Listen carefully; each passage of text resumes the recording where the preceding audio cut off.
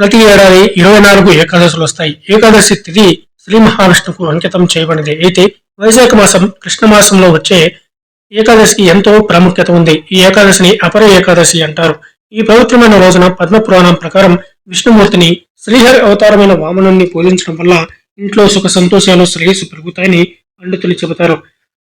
ఈ పవిత్రమైన రోజున శ్రీ మహావిష్ణువు లక్ష్మీదేవిని స్మరించుకుంటూ ఉపవాస దీక్షను ప్రారంభించాలి. అనంతరం ఏకాదశి పూజ పూర్తి చేసి నీటిని దానం చేయడం వల్ల తమ కోరికలన్నీ నెరవేరుతాయని చాలా మంది నమ్ముతారు. అలాగే వామన అవతారాన్ని పూజించడం వల్ల మోక్షం పొందే అవకాశాలు పుష్కలంగా ఉంటాయి. ఇదే సమయంలో శివయ్యను పూజించడం వల్ల శుభ ఫలితాలు వస్తాయి. ఈ సందర్భంగా అపర ఏకాదశి పూజా విధానం ప్రాముఖ్యతలను ఇప్పుడు తెలుసుకుందాం. అపర ఏకాదశి రోజున తెల్లవారుజామున అంటే సూర్యోదయం కంటే ముందే నిద్రలేచి స్నానం చేయాలి. అనంతరం ఉపవాస ఫలితాన్ని ఆచరించాలి. ఆ తర్వాత శుభ్రమైన నీటితో పూజా మందిరాన్ని శుద్ధి చేయాలి. ఒక చెక్కపీటపై పసుపు వస్త్రాన్ని పరిచి దానిపై విష్ణువు, శ్రీకృష్ణుని విగ్రహాలు లేదా ఫోటోలు ప్రతిష్ఠించాలి. అలాగే శ్రీ మహావిష్ణువుకు సంబంధించిన వామన రూపాన్ని పూజించాలి. పూజా సమయంలో పంచామృతం, రోలి, మౌలి, గోపీచందనం, అక్షత, పసుపు, పువ్వులు, కాలానుగుణంగా లభించే పండ్లు, స్వీట్లు, దీపాలు, ధూపం వేయాలి.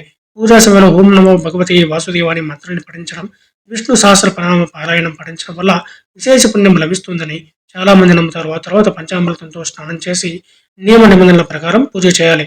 పూజ అనంతరం విష్ణు సహస్రనామ పారాయణం పఠించాలి. విష్ణుమూర్తికి తులసి, నీరు, పండ్లు, కొబ్బరికాయ, పువ్వులను నైవేద్యంగా సమర్పించాలి.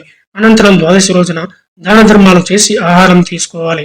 హిందూ మతంలో అపర ఏకాదశికి ప్రత్యేక ప్రాముఖ్యత ఉంది. ఈ పవిత్రమైన రోజున శ్రీ మహావిష్ణువు లక్ష్మీదేవిని పూజించడం వల్ల శుభ ఫలితాలు కలుగుతాయి. ఈ సమయంలో మీకు అనేక బాధల నుంచి ఉపశమనం లభిస్తుంది. దీంతో పాటు ప్రతి రంగంలోనూ అపారమైన విజయాలు సంపాదిస్తారు.